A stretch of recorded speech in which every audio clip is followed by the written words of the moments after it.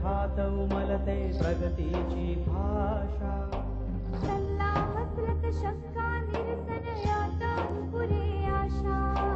अभिमानाने घराघरातून, अभिमानाने घराघरातून नाद गरजले आता. जय महाराष्ट्र ही गाऊया गाथा. जय महाराष्ट्र ही गाऊया गाथा.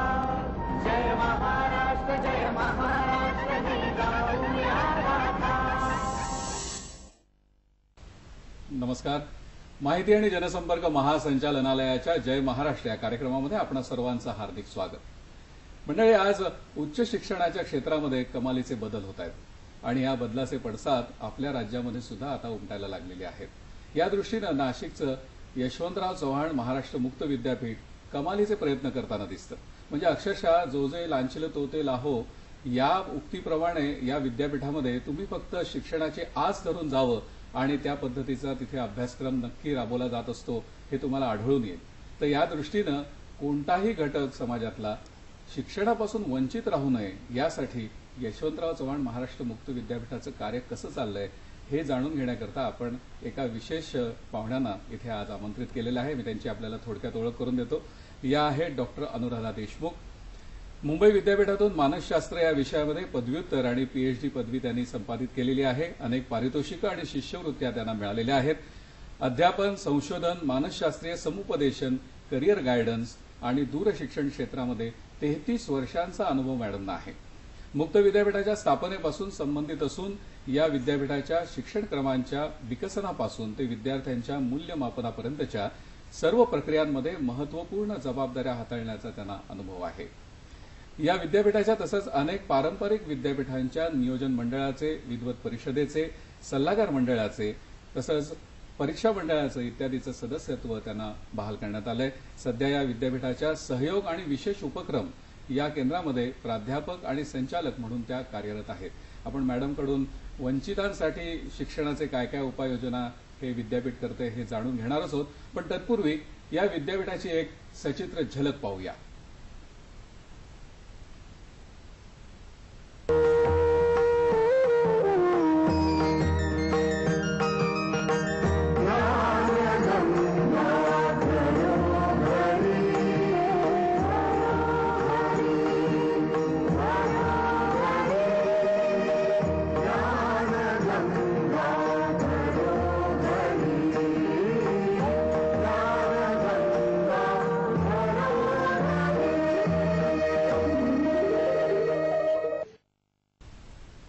आपण देशमुख मॅडमचं स्वागत करूया या कार्यक्रमात. देशमुख मॅडम, कार्यक्रमामध्ये आपलं खूप स्वागत. आपण यशवंतराव चव्हाण महाराष्ट्र विद्यापीठामध्ये म्हणजे मुक्त विद्यापीठ हे नावच असल्या कारणाने यामध्ये मुक्त हा शब्द अत्यंत महत्वाचा आहे. म्हणजे मुक्त शिक्षण कशा पद्धतीने दिलं जातं आणि दूरस्थ शिक्षण पद्धती म्हणजे नेमकं काय याविषयी जरा आपल्या प्रेक्षकांना सांगा ना. तर मुक्त शिक्षण आणि दूरशिक्षण पद्धती याविषयी भरपूर लेखन झालेलं आहे. संशोधनपर लेख झालेले आहेत, पुस्तकं लिहिली आहेत. परंतु अगदी सोप्या भाषेत किंवा थोडक्यात सांगायचं म्हणजे मुक्त शिक्षण ही एक प्रणाली आहे. या प्रणालीत विद्यार्थी एका चाकोरीबद्ध शिक्षणापासून दूर असतो. त्याच्यावर अशी बंधनं नसतात. ही एक विद्यार्थी केंद्रित प्रणाली आहे. जे शिक्षण ज्याला हवंय, ज्या पद्धतीने हवं आहे, ज्या ठिकाणी हवं आहे, सोयीच्या ज्या वेळी हवं आहे ते शिक्षण म्हणजे मुक्त शिक्षण. आणि दूरशिक्षण ही पद्धती आहे. ती पारंपरिक पद्धतीपेक्षा वेगळी कशी की विद्यार्थी आणि शिक्षक हे एकमेकांच्या जवळ नसतात. पारंपरिक शिक्षण पद्धतीत कसं वर्गखोली असते, तिथे विद्यार्थी आणि शिक्षक एकमेकांच्या समोर असतात.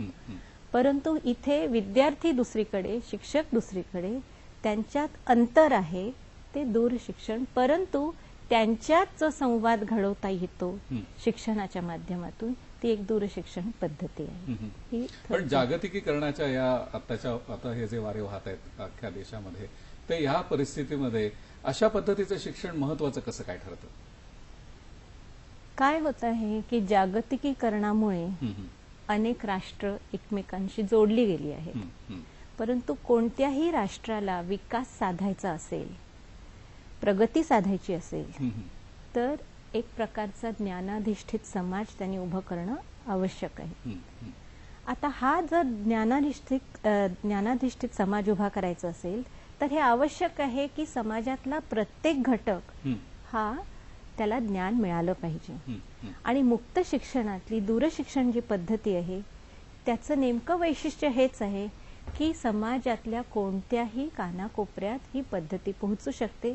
विद्यार्थी कुठेही असो त्याच्यापर्यंत हे शिक्षण पोहोचू शकतो. त्यामुळे जागतिकीकरणात या शिक्षण पद्धतीला विशेष महत्त्व प्राप्त झालेलं आहे. वा, छान सांगितलं आपण. यशवंतराव चव्हाण महाराष्ट्र मुक्त विद्यापीठ हे यासाठीच प्रसिद्ध आहे असं मला वाटतं. विद्यापीठाची स्थापना तर 23 वर्षांपूर्वी झाली, पण मग स्थापनेपासून आतापर्यंतची ही जी वाटचाल आहे विद्यापीठाची ती कशी काय होती? ह्या विद्यापीठाला बरोबर आपण म्हणतात तसं 23 वर्ष झाली. 1989 साली स्थापन झालं हे विद्यापीठ. ह्या विद्यापीठाची स्थापना महाराष्ट्र शासनाद्वारे झाली. एक महाराष्ट्र शासनाच्या कायद्यानुसार झालेली आहे. तुम्हाला एक सांगायचं म्हणजे ज्या वेळेस ह्या विद्यापीठाची स्थापना झाली तेव्हा समाजाच्या मनात अनेक शंका होत्या की मुक्त विद्यापीठ नेमकं काय, हे चालेल का, हे ह्याला काही महत्त्व राहील का इथल्या पदव्यांना, अशा प्रकारच्या शंका होत्या. अशा वातावरणात ह्या विद्यापीठाची स्थापना झाली. देशातलं हे 5वं विद्यापीठ होतं. राज्यस्तरीय चौथं. हो. आंध्र प्रदेशमध्ये पहिलं होतं. परंतु फारशी अशी मुक्त विद्यापीठं नव्हती ज्यांचं अनुकरण करता आलं असतं. आणि त्यामुळे ह्या विद्यापीठाची स्थापना झाल्यावर अनेक आव्हानांना तोंड द्यावं लागलं. मुळातच समाजात मान्यता मिळवणं हे आवश्यक होतं. त्यामुळे सुरुवातीच्या काळात UGCची मान्यता, मी काही स्लाइड्स आपल्याला दाखवते त्याच्यावरनं. विद्यापीठाचं कामकाज कसं चाललंय हे प्रत्यक्ष आम्ही विद्यापीठात जाऊन सुद्धा पाहू शकतो. 1989 मध्ये जसं स्थापन झालं मी आपल्याला म्हटलं, ह्या विद्यापीठाचं एक महत्वाचं कार्य होतं की UGCची म्हणजे विद्यापीठ अनुदान मंडळ ह्याची मान्यता मिळवणं आवश्यक होतं. कारण समाज मान्यता मिळवायची असेल तर UGCची मान्यता आहे म्हटलं की थोडीशी एक क्रेडिबिलिटी एस्टॅब्लिश होते. त्यानंतर दूरशिक्षण पद्धतीची देखील ह्याला मान्यता आहे. आणि दुसरं म्हणजे ह्या विद्यापीठाचे मुख्यालय नाशिकला झालं. सुरुवातीच्या काळात नाशिककर देखील नाराजच होते ह्या विद्यापीठाची स्थापना झाल्यावर.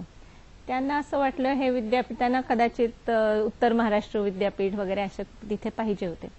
परंतु सुरुवातीच्या काळात जरी हे असलं तरी मोठ्या प्रमाणात जे संस्थापक कुलगुरू होते आमचे डॉक्टर राम ताकवले, ते आणि त्यांचे सहकारी यांनी अक्षरशः गावोगावी जाऊन हे विद्यापीठ म्हणजे काय, ह्याचं महत्त्व काय, ह्याची उपयुक्तता काय, ह्याच्या बाबतीत लोकांना पटवलं.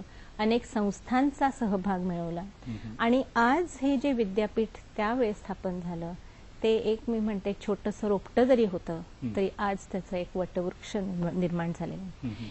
ह्याचं ध्येय काय, ते एक लोकविद्यापीठ बनणं आणि ज्ञानाची गंगा घरोघरी पोहोचवणं हे ब्रीद वाक्य विद्यापीठाने स्वीकारलं.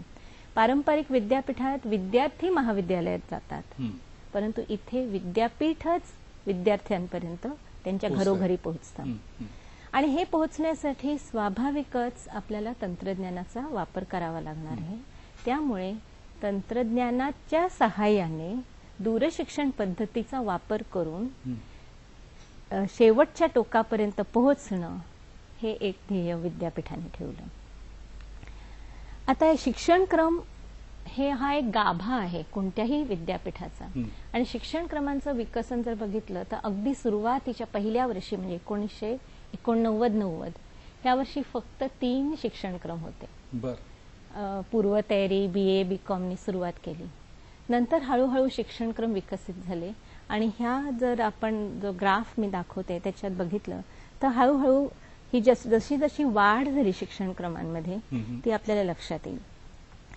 काही प्रमाणात शेवटी आपल्याला असं वाटेल की हे कमी झालेत का, तर कमी तसे नाही झाले. कारण काही प्रमाणात आपण क्वालिटीचा आग्रह धरत असल्यामुळे कोणते शिक्षणक्रम चालत आहेत, कोणते व्यवस्थित विद्यार्थ्यांपर्यंत माहिती मिळत आहे, कोणत्या सेवा विद्यार्थ्यांना मिळत आहे, कोणत्या शिक्षणक्रमांमध्ये सुधारणा करायची गरज आहे, ह्या पद्धतीने काही शिक्षणक्रमांच्या बाबतीत कमी जास्त बदल करावे लागतात. आज मितीस 2012-13 मध्ये 203 शिक्षणक्रम विद्यापीठ उपलब्ध करून देत आहे. विद्यार्थ्यांची संख्या जर बघितली तर अगदी पहिल्या वर्षी खूपच कमी विद्यार्थी होते, परंतु बघा मी इथे दाखवते 3,757 विद्यार्थी होते, परंतु आता मागच्या वर्षी तर उच्चांक गाठला गेला.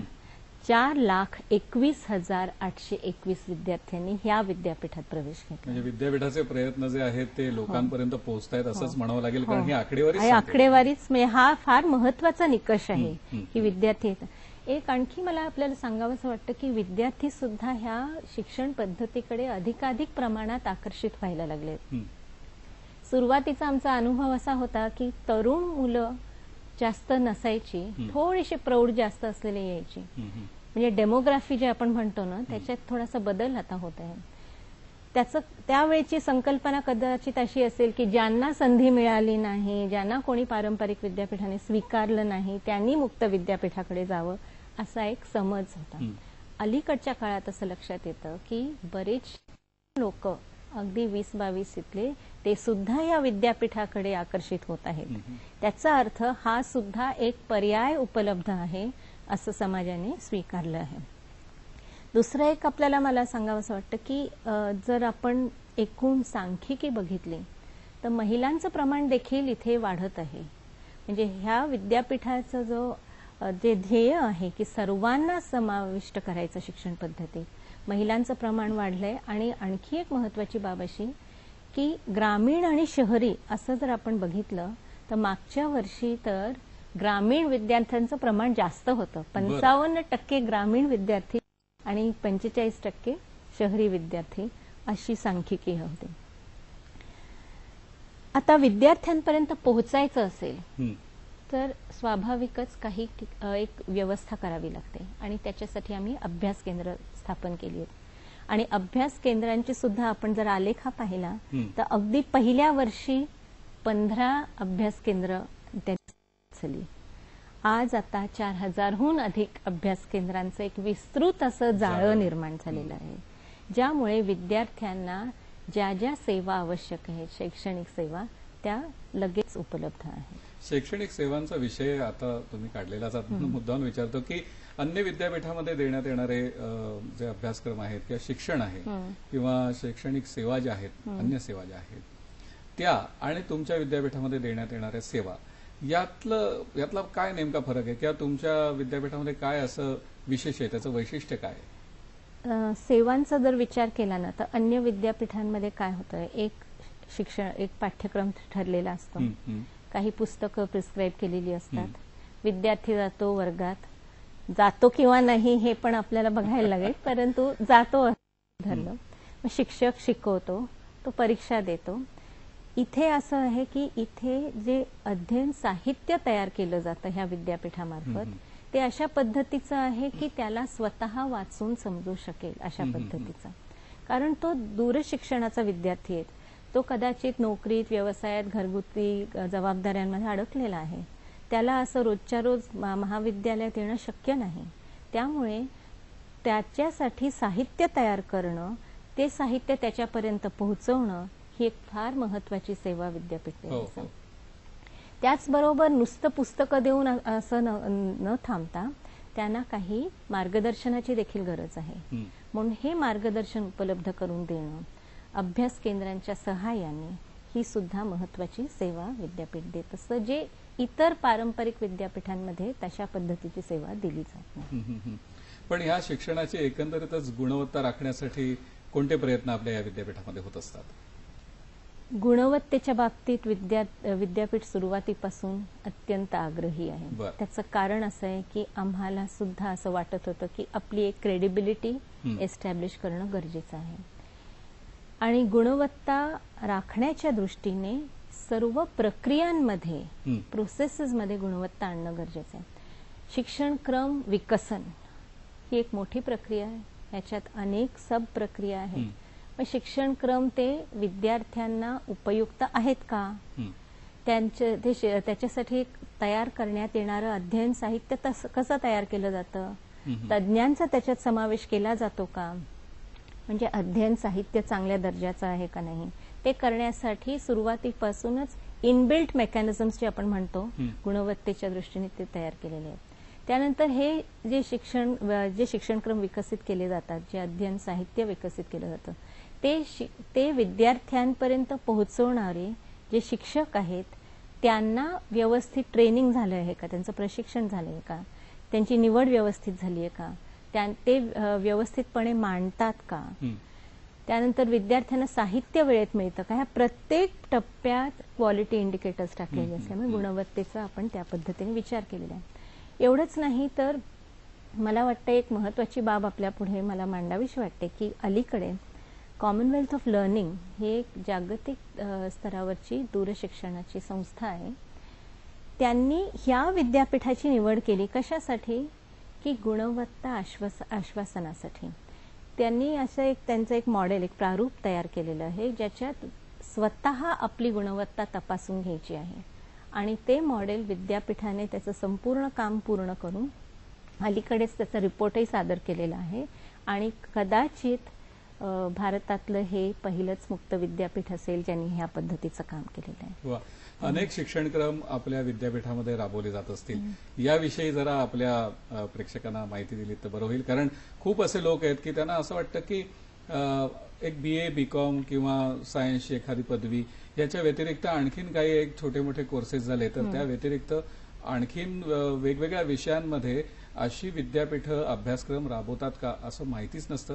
तर त्या दृष्टीने खूप उपयुक्त ठरेल आपलं उत्तर की वेगवेगळ्या प्रकारचे अभ्यासक्रम आपण कसे राबवता आणि कोणते आहेत. मी आपल्याला काही स्लाइड्स दाखवते त्याच्या बाबतीत. हे खरं पुढे जाते मी. विद्यापीठाचं एकूणच कॅम्पस कसं आहे ते आपल्याला लक्षात येईल. हे निसर्गरम्य आहे अत्यंत.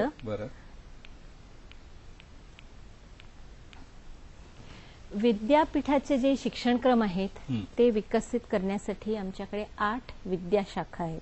अकॅडमिक स्कूल्स ज्याला आम्ही म्हणतो. एक आहे मानव्य विद्या आणि सामाजिक शास्त्रे विद्याशाखा, ह्युमॅनिटीज अँड सोशल सायन्सेस. कृषीशास्त्र, नंतर कॉमर्स आणि मॅनेजमेंटची आहे, वाणिज्य आणि व्यवस्थापन, आर्किटेक्चर, सायन्स अँड टेक्नॉलॉजी, निरंतर शिक्षण, शिक्षणशास्त्र, आरोग्य विज्ञान विद्याशाखा आणि संगणकशास्त्र. ह्याच्यावरूनच आपल्याला लक्षात येईल की अनेक ज्ञानशाखांना स्पर्श केलेला आहे. प्रामुख्याने शिक्षणक्रम जे विकसित होतात हे ह्या विद्याशाखांमार्फत होतात. त्या व्यतिरिक्त आमच्याकडे शैक्षणिक सेवा विभाग आहे. ह्या विभागामार्फत देखील काही शिक्षणक्रम उपलब्ध करण्यात येतात आणि हे जे सहयोग आणि विशेष उपक्रम केंद्र आहे ह्याच्या मार्फत देखील काही शिक्षणक्रम उपलब्ध करून देण्यात येतात. आता एक अंदाज येण्यासाठी मी तुम्हाला म्हटलं की 203 शिक्षणक्रम आहेत, पण ते 203 शिक्षणक्रम कसे विविध स्वरूपाचे आहेत, आपण जे म्हणालात की कोणकोणत्या प्रकारचे आहेत, तर ह्याचं एक प्रातिनिधिक उदाहरण म्हणून मी आपल्याला देते. आमच्याकडे जे शिक्षणक्रम उपलब्ध आहेत ना ते अगदी शॉर्ट टर्म ज्याला म्हणतात, कमी कालावधीचे प्रमाणपत्र स्तरापासून ते पदव्युत्तर स्तरापर्यंत आहेत. आता पदव्युत्तर स्तरापर्यंतच्या शिक्षणक्रमांचे काही मी इथे मांडलेले आहेत, सर्व नाही. MA public services for example. आता अलीकडच्या काळात स्पर्धा परीक्षांना साठी प्रवेश घेणाऱ्यांची संख्या वाढत आहे, महाराष्ट्रातही वाढत आहे. त्यामुळे हा MA पब्लिक सर्व्हिस सारखा जो शिक्षणक्रम मागच्याच वर्षी सुरू केला त्याच्यामुळे अनेक विद्यार्थ्यांची UPSC आणि MPSCची परीक्षेची तयारी होऊ शकते. तसंच ग्रॅज्युएशनचं पण आहे, MBA आहे, हॉस्पिटॅलिटी अँड टुरिझम स्टडीज आहे, नंतर सायन्स फील्डमधले बायोटेक्नॉलॉजी, बायो इन्फॉर्मॅटिक्स सारखे, MCOM वगैरे, मास्टर ऑफ आर्किटेक्चर, याच्यासाठी आर्किटेक्चर काउन्सिल ऑफ इंडियाची देखील मान्यता आहे. त्यानंतर आमच्याकडे हेल्थ सायन्स स्कूल मार्फत पब्लिक हेल्थचं आहे, MEd वगैरे आहे. त्यानंतर MA सब्जेक्ट ह्या विशेष आहे मुक्त विद्यापीठाच्या दृष्टीने. विषय संप्रेषण ही एक फार महत्वाची संकल्पना मुक्त विद्यापीठामार्फत राबवली जाते आणि विषय संप्रेषण, शैक्षणिक संप्रेषण, शिक्षण ह्या क्षेत्रातलं सुद्धा पोस्ट ग्रॅज्युएशन उपलब्ध आहे. PG लेवल पासून पुढे खाली आपण गेलो तर UG लेवल म्हणजे under graduate level, degree level, तिथे सुद्धा अनेक प्रकारचे, आणि हे मी जे आपल्याला मांडत आहे ते प्रातिनिधिक स्वरूपाचे आहेत, ह्याच्यापेक्षा खूप जास्त सगळे अभ्यासक्रम आपल्याला इथे मांडणं इथे शक्यच नाही, नाही. पण त्यातले महत्वाचे किंवा लोकांना आहे. उपयोगी जे आहेत पटकन. कृषी क्षेत्रात ह्या विद्यापीठाने खरोखरच ज्याला म्हणतात पायोनियरिंग एफर्ट्स असे मी म्हणेन, कोणत्याही विद्यापीठाने केले नसतील, म्हणजे कोणत्याही मुक्त विद्यापीठाने असं आमच्या कृषी विद्याशाखेने केलेले आहेत. कृषी क्षेत्रात खूप मोठा बदल घडवलेला आहे, आणि त्याचबरोबर आमच्याकडे कृषी विज्ञान केंद्र देखील आहे.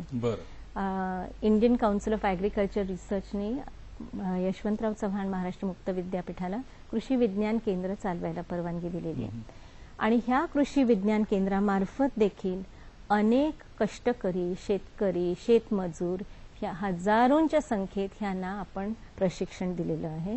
त्याचप्रमाणे ह्या विद्याशाखेमार्फत अनेक शिक्षणक्रम विकसित केलेले आहेत.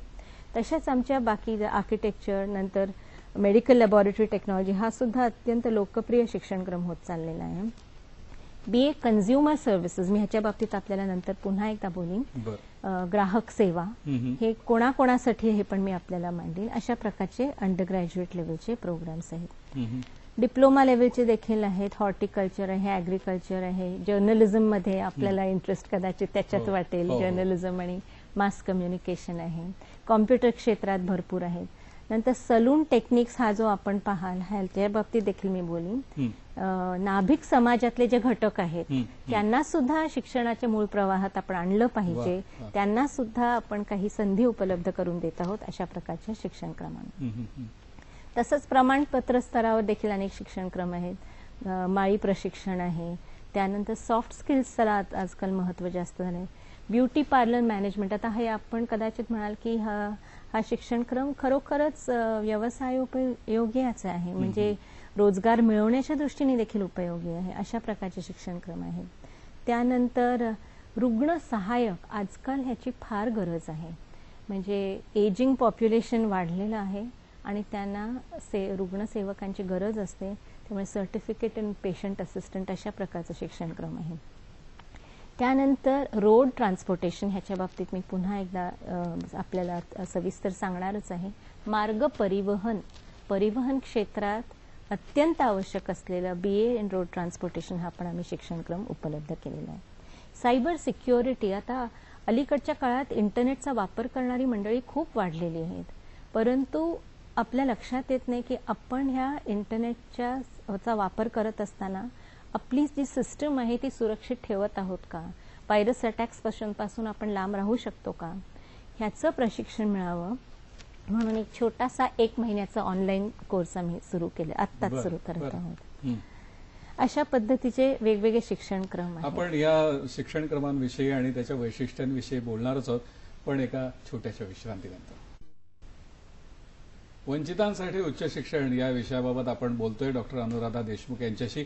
मॅडम, पुन्हा एकदा कार्यक्रमामध्ये आपलं स्वागत. आपण फार सुंदर माहिती देत होतात. वेगवेगळे उपक्रम किंवा अभ्यासक्रम आपल्या या विद्यापीठामध्ये कसे राबवले जातात याविषयी आपण माहिती देत होतात. मला सांगा की हे जे अध्ययन साहित्य, मगाशी तुम्ही म्हणालात की अध्ययन साहित्य तयार करणं इथपासून ते लोकांपर्यंत म्हणजे विद्यार्थ्यांपर्यंत पोहोचवणं, तर हे अध्ययन साहित्य तुम्ही तयार कसं करता? त्यासाठी काय विशेष परिश्रम तुम्ही घेता का?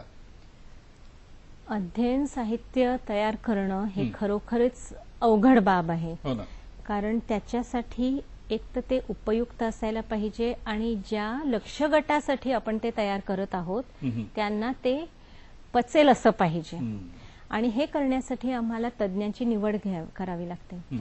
अध्ययन साहित्य विकसित करताना आमची काही एक विशिष्ट पद्धती आहेत. करिक्युलम डिझाईन करणं हे करत असताना प्रामुख्याने आम्ही त्या क्षेत्रातल्या तज्ज्ञांचा सहभाग घेत असतो.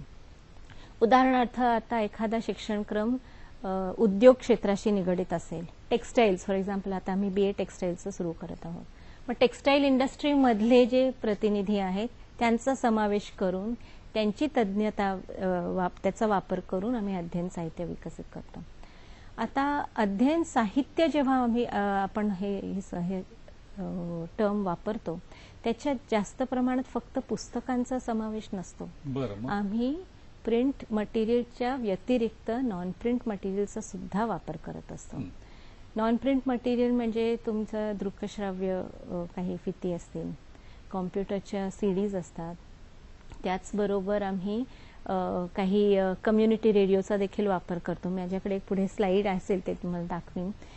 E learning material, virtual classroom modules, हे सगळ्या प्रकारचं अध्ययन साहित्याची निर्मिती करून विद्यार्थ्यांना एक मल्टीमीडिया लर्निंग पॅकेज देणं हा आमचा प्रयत्न असतो. छान. पण मग लोकांपर्यंत हे शिक्षणाचं साहित्य, आता ई लर्निंग असेल तर ते सहज शक्य आहे किंवा सीडीज वगैरे देणं सहज शक्य आहे, पण साहित्य लोकांपर्यंत पोहोचवणं ही एक मोठी जिकिरीची, कारण एवढे तुमची केंद्र आहेत, त्या सगळ्या केंद्रांवरती हे सगळे वेगवेगळे अभ्यासक्रम तुम्ही राबवत असाल आणि त्या अभ्यासक्रमांचं जी पुस्तकं आहेत ती त्या केंद्रांपर्यंत पोहोचवणं आणि त्यामार्फत लोकांपर्यंत म्हणजे विद्यार्थ्यांपर्यंत पोहोचवणं हे फार मोठं काम आहे. तर ते कसं काय आपण पार पाडता?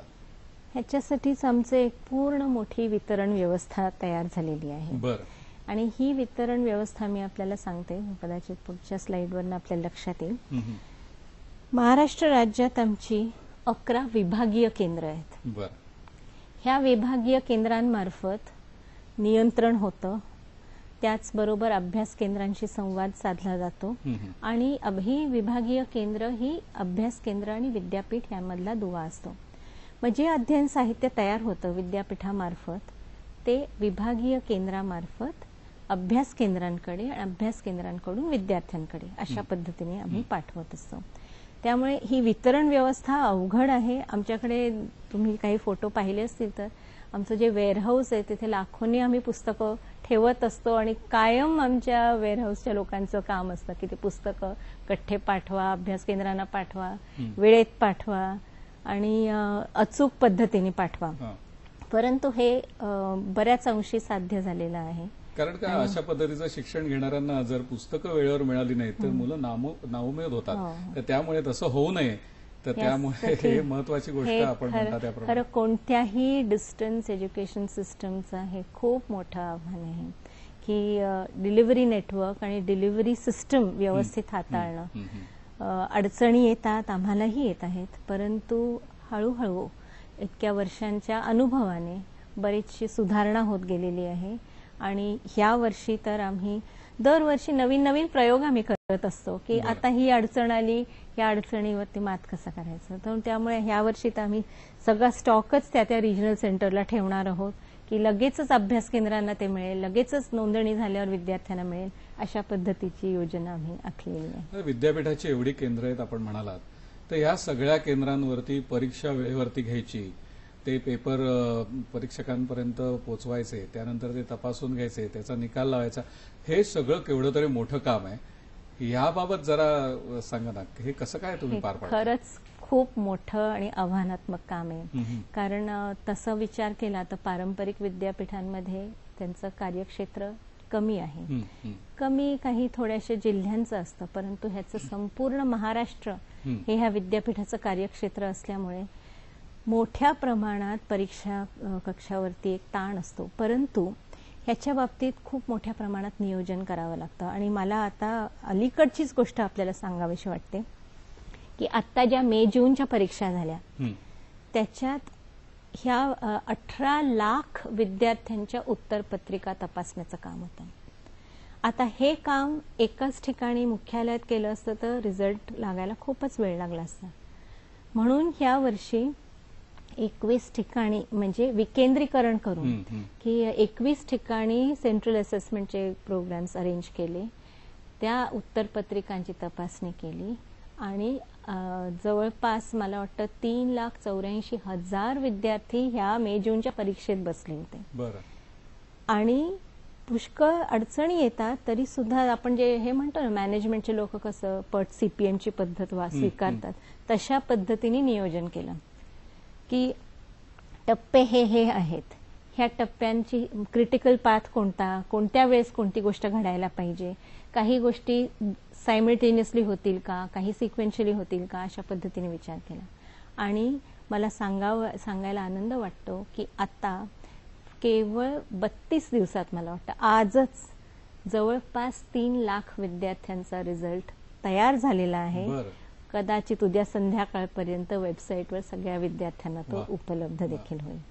हे केवळ एका नियोजनबद्ध पद्धतीने केल्यामुळे. दुसरं मला हे पण आपल्याला नमूद करावं असं वाटतं की ह्या विद्यापीठाचं मनुष्यबळ खूप कमी आहे तुलनेने. म्हणजे आमच्याकडे स्टाफचा विचार केला ना तर regular staff, contractual staff, daily wagers सगळे मिळून किती असतील? 500-550. बरं. आणि एवढ्या लाखो विद्यार्थ्यांपर्यंत सेवा पोहोचवणं हे सोपं काम नाही. पण हे शक्य का झालंय? कारण समाजातल्या अनेक संस्था आम्हाला मदत करत आहेत, अनेक NGOs आम्हाला मदत करत आहेत आणि अर्थातच विद्यापीठातले सहकारी खूप मोठ्या प्रमाणात परिश्रम घेत आहेत. हे त्यामुळे शक्य झालं आणि हे का मला आपल्याला मुद्दाम नमूद करावं असं वाटतं कारण एक गेल्या काही वर्षांपूर्वी UK ओपन युनिव्हर्सिटीच्या कुलगुरू इथे आल्या होत्या आणि UK ओपन युनिव्हर्सिटी ही म्हणजे जननी मानली जाते ओपन युनिव्हर्सिटीजमध्ये. तर त्या म्हणत होत्या त्यांनाही नवल वाटलं एवढं मोठं काम, एवढं व्हॉल्युमनस वर्क हे एवढ्या कमी मनुष्यबळात तुम्हाला कसं शक्य होतं. त्यांच्याकडे त्या काळात मला वाटतं 2007-8 मधली गोष्ट असेल, त्यांच्याकडे त्यावेळेस 2.5 लाख विद्यार्थी होते आणि त्यांच्याकडचा स्टाफ 4,000चा होता रेग्युलर.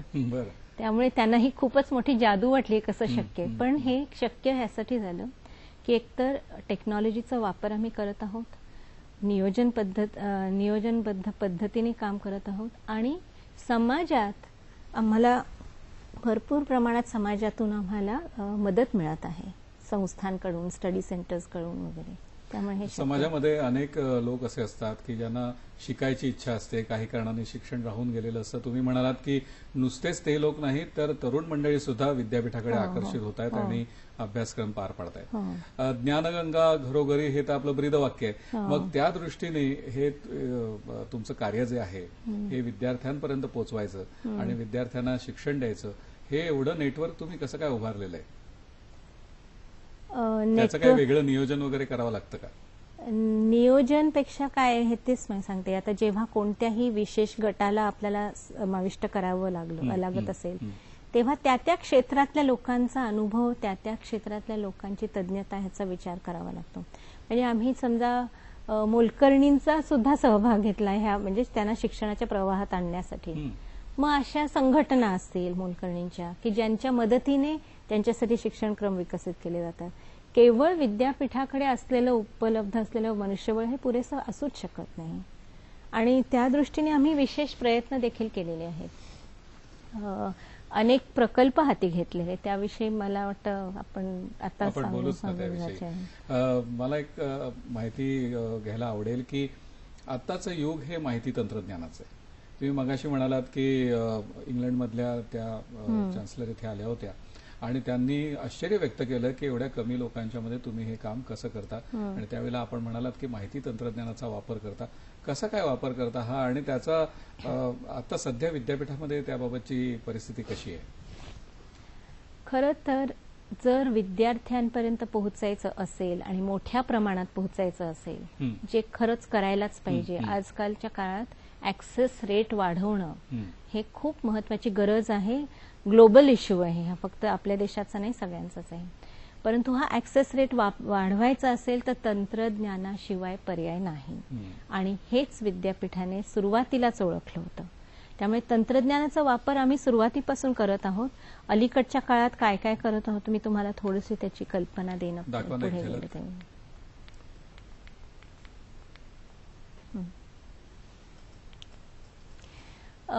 तंत्रज्ञानाचा वापर आम्ही वेगवेगळ्या पद्धतीने करतो.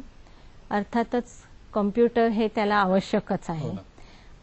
अनेक प्रकारच्या सीडीजचा वापर करतो. इथे जे आपण उजवीकडे पाहत आहात ते एक लोटस लाईव्हचं एक शॉट आहे.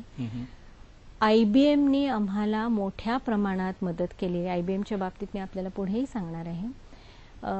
IBMनी आम्हाला मोठ्या प्रमाणात ह्या पद्धतीची मदत केली की त्यांचं असलेलं तंत्रज्ञान एक cloud computing, collaborative learning technology ह्याचा वापर करून त्यांनी लोटस लाईव्ह अशा एक पद्धतीचं आम्हाला सीडीज आणि काही कॅसेट्स पण दिसतात. कॅसेट्स स्टडी मटेरियल्सच आहे. स्टडी मटेरियलसाठी तंत्रज्ञानाचा वापर आम्ही वेगवेगळ्या पद्धतीने करतो. अकॅडमिक बाबींसाठी करतो आणि प्रशासकीय बाबींसाठी. उदाहरणार्थ प्रशासकीय बाबींसाठी ई सुविधा उपलब्ध आहे. महाराष्ट्र नॉलेज कॉर्पोरेशन लिमिटेडच्या द्वारे तयार करण्यात आलेलं जे सॉफ्टवेअर आहे त्याचा आम्ही मोठ्या प्रमाणात वापर करतो. त्यामुळे आमचं जे डिजिटल युनिव्हर्सिटीचं पोर्टल आहे त्याच्यात अगदी नोंदणीपासून परीक्षेपर्यंतच्या सगळ्या प्रोसेसेसची माहिती त्या विद्यार्थ्याला मिळते. विद्यार्थ्यालाच नाही तर अभ्यास केंद्रांना देखील मिळते आणि अर्थातच विद्यापीठाच्या मुख्यालयाला मिळते. आता ह्याच्यात झाल्या प्रशासकीय बाबी. त्यानंतर समजा विद्यार्थ्याला ही माहिती हवी असेल, काही वाचन साहित्य हवं असेल तर आम्ही काही जर्नल्स, ई जर्नल सुद्धा त्याच्या लॉग इन मध्ये उपलब्ध करून दिलेले आहेत. मोठा लायब्ररीचा डेटाबेस त्यांना उपलब्ध आहे. त्यानंतर अध्ययन साहित्य विकसनासाठी सुद्धा आम्ही टेक्नॉलॉजीचा वापर करतो. हे जे मी मगाशी बोलले लोटस लाईव्हचं, त्याचबरोबर कम्युनिटी रेडिओ ह्याचा पण आम्ही वापर आता करत आहोत. कम्युनिटी रेडिओच्या बाबतीत आपल्याला कदाचित माहिती असेल की महाराष्ट्रात जवळपास 15-16 कम्युनिटी रेडिओ स्टेशन्स आहेत कार्यरत. तर जसं आपलं रेडिओ मिर्चीचा प्रोग्राम असतो तसं कम्युनिटी रेडिओचे पण प्रोग्राम्स आहेत. ते सुद्धा आम्ही तयार केलेले आहेत. ई बुक्स आहेत, ई लर्निंग मॉड्यूल्स आहेत. अशा पद्धतीचा आम्ही तंत्रज्ञानाचा वापर आजही करत असतो. व्हर्च्युअल क्लासरूम मॉड्यूल्स तयार करण्यात आलेले आहेत. म्हणजे प्रशासकीय बाबी तसंच शैक्षणिक बाबी ह्या सर्वांसाठी तंत्रज्ञानाचा वापर करत आहोत. पण का हो, म्हणजे पुढे जाण्यापूर्वी एक प्रश्न मनामध्ये आला म्हणून विचारतो की ज्यावेळेला तंत्रज्ञानाचा वापर केला जातो त्यावेळेला ते शिक्षण महाग होतं असं म्हटलं जातं. आपला काय अनुभव आहे? म्हणजे विद्यार्थ्यांना हे किफायतशीर पद्धतीने दिलं जातं का कसं काय? अत्यंत किफायतशीर पद्धतीने. खरं तर मी असं म्हणेन ह्या विद्यापीठाचं वैशिष्ट्य आहे की परवडण्यासारखं शुल्क आकारलं जातं ह्या विद्यापीठामार्फत. आणि एक महत्वाची बाब अशी आहे की आमच्या शुल्कात अध्ययन साहित्याचा समावेश असतो. म्हणजे वेगळे पैसे नाही त्यांना. म्हणजे अगदी तुम्ही जर तुलना केली इतर ठिकाणशी तर मग तुम्हाला लक्षात येईल की पुस्तकं विकत घेणं वगैरे हा जो प्रकार आहे त्याच्यामुळे खूप पैसे जास्त खर्च करावे लागतात, परंतु हे शुल्कातच समाविष्ट आहेत. टेक्नॉलॉजीचा आणखी एक मी आपल्याला सांगू इच्छिते. इंटरनेट रेडिओचा आम्ही अलीकडेच त्याचा वापर सुरू केला. म्हणजे नेटवरती आमचे जे रेडिओ प्रोग्राम्स आहेत ते आजही उपलब्ध आहेत आणि तसेच व्हिडिओ प्रोग्राम्स देखील आहेत. इकडे जे आपण पाहतात उजवीकडे ती एक मोबाईल व्हॅन आहे आणि मोबाईल व्हॅन ही पण एक टेक्नॉलॉजी अतिशय उपयुक्त आहे. अगदी ग्रामीण क्षेत्रात अशा आमच्या 2 मोबाईल व्हॅन्स आहेत. त्या व्हॅनमध्ये ती व्हॅन कुठेतरी अगदी इंटिरियरमध्ये जाते. तिथे 2-3 महिने असते. तिथे कॉम्प्युटर्स असतात, शिक्षक असतो. त्याला तिकडे गावातली जी मुलं आहेत ज्यांना शिकायचंय त्यांना आम्ही जवळपास आतापर्यंत 500 मुलांना अशा पद्धतीचं प्रशिक्षण दिलेलं आहे. ते कशाचं तर MS ऑफिसच्या बाबतीतलं अशा पद्धतीचं शिक्षण, म्हणजे कॉम्प्युटर लिटरसी सुद्धा स्प्रेड करायला आम्ही ते वापर करत आहोत. अशा मोबाईल व्हॅन्स आहेत त्याचा वापर करतो. त्याचबरोबर उपग्रहाद्वारे शिक्षण ह्याचाही आम्ही वापर केलेला आहे. आणि कदाचित हे पहिलं विद्यापीठ असेल की ज्यांनी एवढ्या मोठ्या प्रमाणात ह्याचा वापर केला. इस्रोनी आम्हाला महाराष्ट्राचं हब हे विद्यापीठाला दिलेलं आहे आणि त्यामुळे जरी मुळात ह्याची गरज काय की एक चांगला शिक्षक हा प्रत्येक ठिकाणी उपलब्ध असेल असं नाही, परंतु तंत्रज्ञानाच्या सहाय्याने चांगल्या दर्जाचं शिक्षण सर्व विद्यार्थ्यांना मिळावं ह्यासाठी ह्या उपग्रहाचा वापर होतो. म्हणजे शिक्षक एका ठिकाणी असतो स्टुडिओत आणि अनेक व्हर्च्युअल लर्निंग सेंटर्स असतात. त्या व्हर्च्युअल लर्निंग सेंटर्सला ठराविक वेळेस तो शिक्षक शिकवतो आणि एवढंच नाही की ह्याचं 2 वे कम्युनिकेशन देखील आहे की विद्यार्थी प्रश्न विचारू शकतात शिक्षकाला आणि शिक्षक तिथून उत्तर देऊ शकतो. म्हणजे क्लासरूमचा इफेक्ट त्याला दिसतो. ह्याच्यात आमचे कॉम्पिटिटिव्ह एक्झामिनेशनसाठी जे गायडन्स घेत आहेत मुलं त्यांना खूप मोठ्या प्रमाणात ह्याचा फायदा झाला. ह्याचा आम्ही बऱ्याच अंशी वापर करत आहोत. अशा पद्धतीचं टेक्नॉलॉजीचा आम्ही मोठ्या प्रमाणात वापर सुरुवातीपासून करत आहोत, आता जास्तीत जास्त प्रमाणात करत आहोत. पण का विद्यापीठ म्हटलं की तिथे संशोधन होणं अत्यंत गरजेचं असतं, कारण संशोधनामुळे विद्यापीठ त्याच्या कक्षा विस्तारतात. आपल्या विद्यापीठामध्ये संशोधनाला कितपत वाव आहे? एखाद्या विद्यार्थ्याला जर असं वाटलं की एखाद्या विषयामध्ये संशोधन करावं तर कितपत वाव आहे त्यात? संशोधनाच्या बाबतीत साधारण तुम्हाला सांगते 92-93 साली एक मोठ्या प्रमाणात राष्ट्रीय स्तरावरचं चर्चासत्र विद्यापीठाने आयोजित केलं. कशासाठी की ह्या विद्यापीठामार्फत संशोधन कोणत्या प्रकारचं असावं. पारंपरिक विद्यापीठांचं जे संशोधन कार्य चालतं त्याच पद्धतीचं असावं का वेगळं असावं. तर या विद्यापीठाने त्यावेळेस असं ठरवलं की संप्रेषण हा एक गाभा आहे या विद्यापीठाचा, त्यामुळे संप्रेषणावर आधारित संशोधन असावं आणि कम्युनिकेशन बेस्ड संशोधन आम्ही सुरू केलं. त्यावेळेस आम्ही मग एमफिल, पीएचडी वगैरे सारखे शिक्षणक्रम सुरू केले आणि त्याच्यात गुणवत्ता आणण्यासाठी आम्ही काही सादरीकरणं सुद्धा विद्यार्थ्यांना करायला लावत होतो. सादरीकरणं, त्यांना शोध निबंध लिहायला लावायचं, सगळं हे चालू होतं.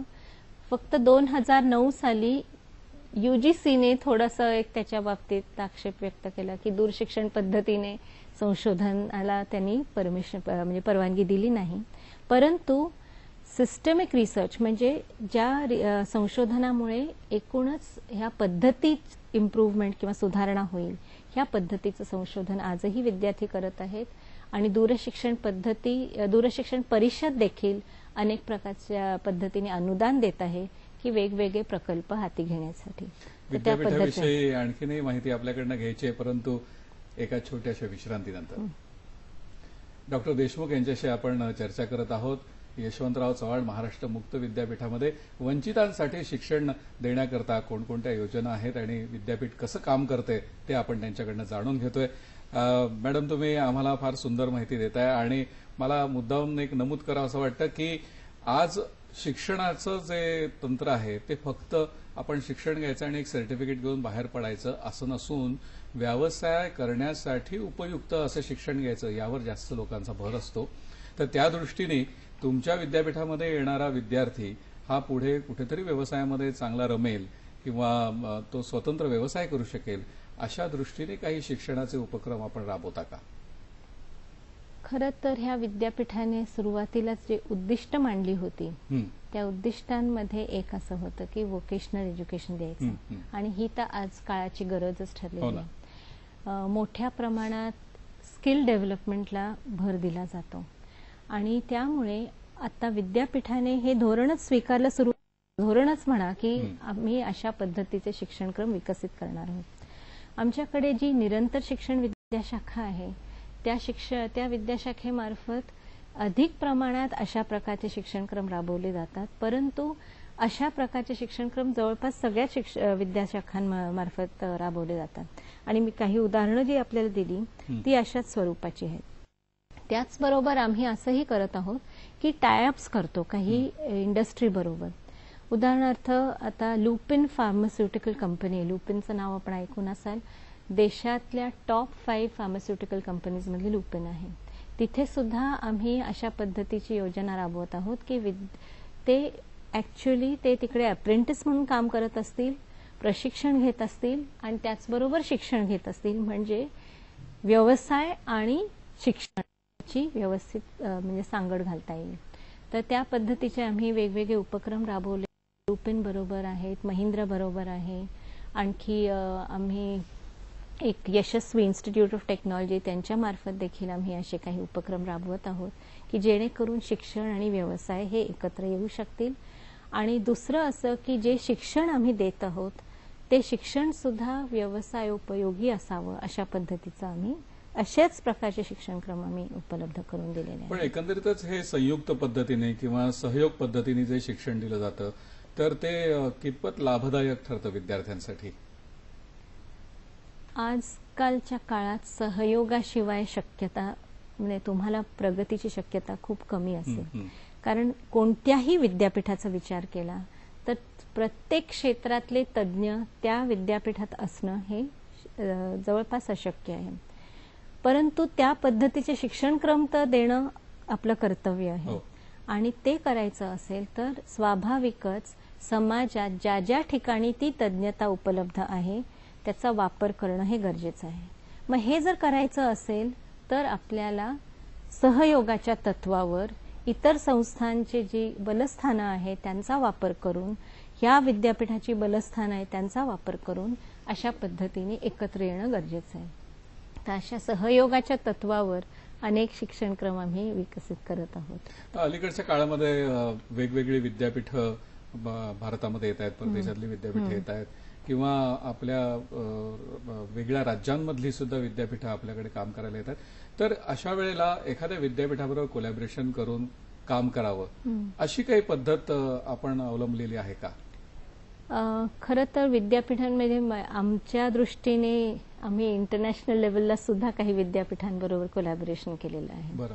उदाहरणार्थ कॅनडातला अथबॅस्का युनिव्हर्सिटी आहे, त्यानंतर श्रीलंकेतलं युनिव्हर्सिटी ऑफ कोलंबो आहे, ह्यांच्याबरोबर. आता ह्या पद्धतीचं एकत्र येऊन काम करणं हे तर आहेच, परंतु आपण म्हणता ते बरोबर आहे, अलीकडच्या काळात विद्यापीठांनी एकत्र येऊन एक प्रकारचं कन्सोर्शियम जे म्हणतो आपण, त्या पद्धतीने एकत्र येऊन काम करणं गरजेचं आहे. अलीकडे मोठ्या प्रमाणात मेटा युनिव्हर्सिटीची कॉन्सेप्ट उदयास आलेली आहे. म्हणजे काय? म्हणजे सगळ्या विद्यापीठांनी एकत्र येऊन एका मोठ्या छत्राखाली काम करणं, अशा पद्धतीचं हे प्रयत्न आता शासनाच्या स्तरावर देखील सुरू आहेत आणि त्या पद्धतीने अनेक विद्यापीठं एकत्र येऊन अधिकाधिक विद्यार्थ्यांपर्यंत अधिक दर्जेदार सेवा देऊ शकतील असं निश्चितच वाटतं. अच्छा, या विद्यापीठामध्ये जे शिक्षणक्रम राबवले जातात त्यामुळे रोजगाराच्या संधी उपलब्ध होत असतील, पण मग विद्यापीठ हे यासाठी काही पुढाकार घेतं का, वेगवेगळ्या शिक्षणाच्या संधी उपलब्ध करून देण्याकरता म्हणून? हे मी जे आपल्याला बोलले, लुपिनच्या बरोबर किंवा महिंद्राच्या बरोबर, किंवा आता उदाहरणार्थ आम्ही BA टेक्सटाईल्स जे तयार करत आहोत, हा शिक्षणक्रम, ह्याच्यामुळे मोठ्या प्रमाणात जे लूम वर्कर्स आहेत त्यांना सुद्धा संधी मिळणार आहे. रोजगाराच्या संधी मिळण्यासाठी जे आमचे छोटे छोटे शिक्षणक्रम आहेत, सर्टिफिकेट लेवलचे, जे स्किल बेस्ड आहेत बेसिकली, त्याच्यामुळे त्यांना रोजगाराच्या संधी निश्चितच उपलब्ध होणार आहेत. आणि मी काही आपल्याला विशेष उपक्रमांच्या बाबतीत सांगू इच्छिते. जे काही विशेष गट आम्ही त्यांचा समावेश केलेला आहे. आपण मगाशी नाभिक समाजाबद्दल पण म्हणाला होता की त्यांच्यासाठी सुद्धा काही असे अभ्यासक्रम आपण राबवत आहात, तर त्याविषयी सुद्धा आपण सांगितलं तरी चालेल. आणि मोलकर्णींचाही विषय सांगते, जरूर सांगा. नक्कीच.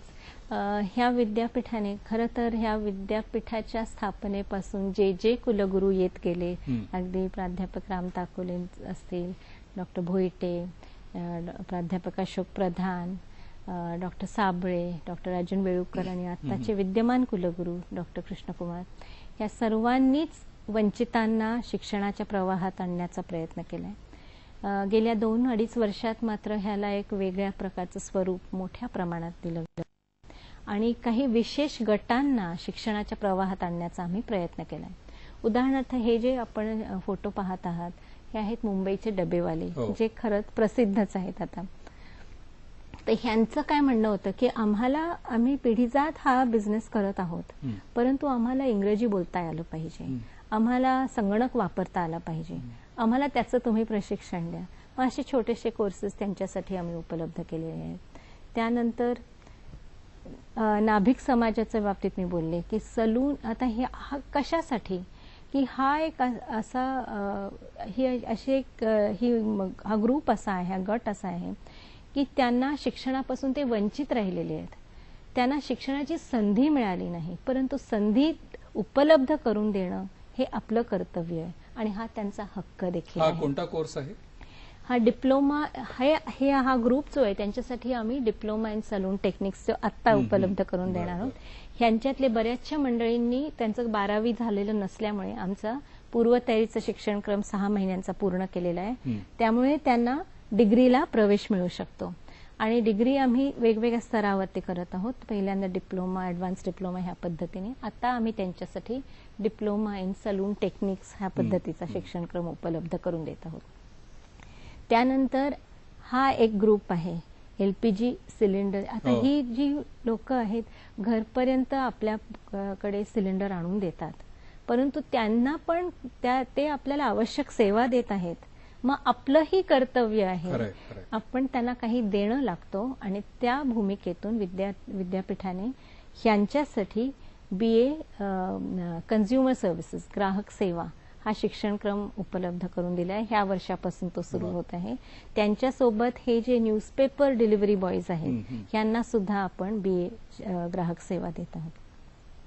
त्यांच्या व्यवसायानुसार तुम्ही हे आणि त्या शिक्षणक्रमाची आखणीच तशी असेल की ते जो व्यवसाय करत आहेत त्यांनी ज्या स्किल्स आत्मसात केलेल्या आहेत, जी कौशल्य त्यांनी मिळवलेली आहेत, त्या कौशल्यांचा वापर करून परंतु ज्ञानाचा एक पाया तयार करून त्यांना शिक्षित हे करायचं. वाहन चालक आपल्याला दिसत त्याविषयी काय? ह्यांचा हा एक BA मार्ग परिवहन हा शिक्षणक्रम आम्ही आत्ताच लॉन्च करत आहोत. आपल्याला कदाचित कल्पना असेल की एकूणच रस्ता सुरक्षा हा ऐरणीचा विषय बनलेला आहे.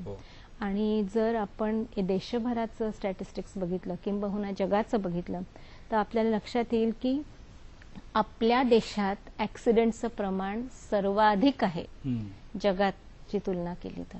आणि आपल्या देशाचा विचार केला तर महाराष्ट्र हा सर्वप्रथम येतो रोड ऍक्सिडेंट्समध्ये. म्हणजे इतक्या प्रमाणात की असं म्हटलं जातं की दर मिनिटाला आपल्या देशात एक ऍक्सिडेंट होत असतो आणि दर 4 मिनिटांना कोणीतरी ऍक्सिडेंटमध्ये मृत्युमुखी पडतं. अशा परिस्थितीत संशोधन किंवा आपणही म्हणतो की नाही, कोणाची चूक? ड्रायव्हरची चूक. मग हे ड्रायव्हर का चुकतो? तोही काही एका स्ट्रेस खाली काम करत असतो. त्यालाही काही उद्बोधनाची गरज आहे. त्याला टेक्निकल स्किल्सच्या बरोबर काही बिहेव्हिअरल स्किल्स, काही वर्तनाचे स्किल्स शिकवणं गरजेचं आहे.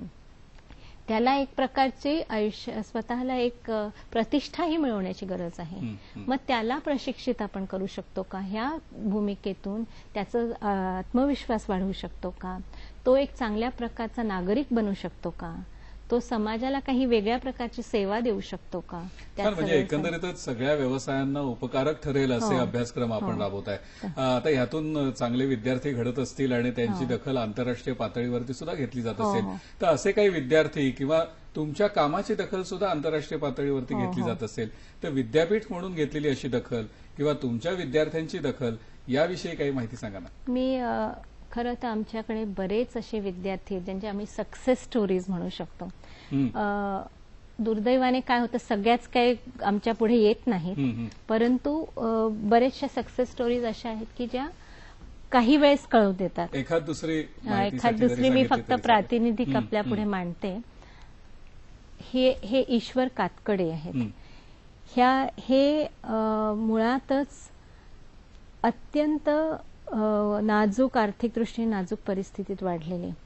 त्यांनी DED केलं 12वी नंतर आणि डिग्री नव्हती. यशवंतराव चव्हाण मुक्त विद्यापीठातनं BA केलं आणि MPSC परीक्षा देऊन राज्यात सर्वप्रथम आले 2010-11 मध्ये. त्याचबरोबर हे महिलांमध्ये प्रथम आलेली अर्चना पाटील आणि अपंगांमध्ये पहिला आलेला हंसराज पाटील हे सर्व याच विद्यापीठाचे. तेवढंच नाही, लगेचच ह्या वर्षी रमेश घोलप हे MPSC परीक्षेत 2011-12 मध्ये ह्याच विद्यापीठाचे पदवीधर असून त्यांनी प्रथम क्रमांक राज्यभरात मिळवलेला आहे.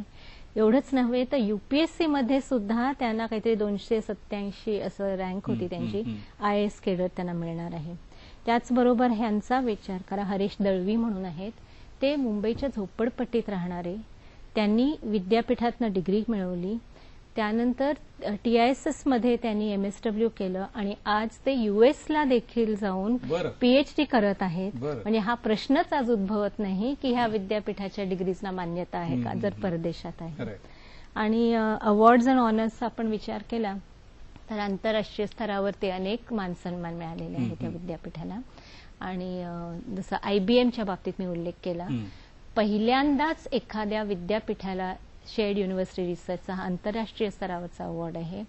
मेगा ओपन युनिव्हर्सिटी म्हणजे जगातल्या मोठ्या युनिव्हर्सिटीजमध्ये ह्या विद्यापीठाची गणना होते आणि एक्सलन्स आहे. आपल्याला एक आणखी महत्वाचं मला सांगावं असं वाटतं की जसे इतर वंचित घटक आम्ही घेतले तसंच आमच्या मोठ्या प्रमाणात Indian army, Maharashtra police, Indo Tibetan border यांचा सुद्धा समावेश मोठ्या प्रमाणात. एकंदरीतच मॅडम, विद्यापीठाविषयी चर्चा करण्यासारख्या बऱ्याच गोष्टी आहेत असं मला वाटतं, पण तरी सुद्धा आज जाता जाता एक गोष्ट जी मनापासून सांगावीशी वाटते ती अशी आहे की तुम्ही फक्त शिक्षणाची आस धरा आणि त्यासाठी आवश्यक असलेले सगळं साहित्य किंवा सगळे अभ्यासक्रम हे यशवंतराव चव्हाण महाराष्ट्र मुक्त विद्यापीठामध्ये आहेत आणि विद्यापीठ विद्यार्थ्यांना मदत करण्यासाठी नेहमीच तयार आहे.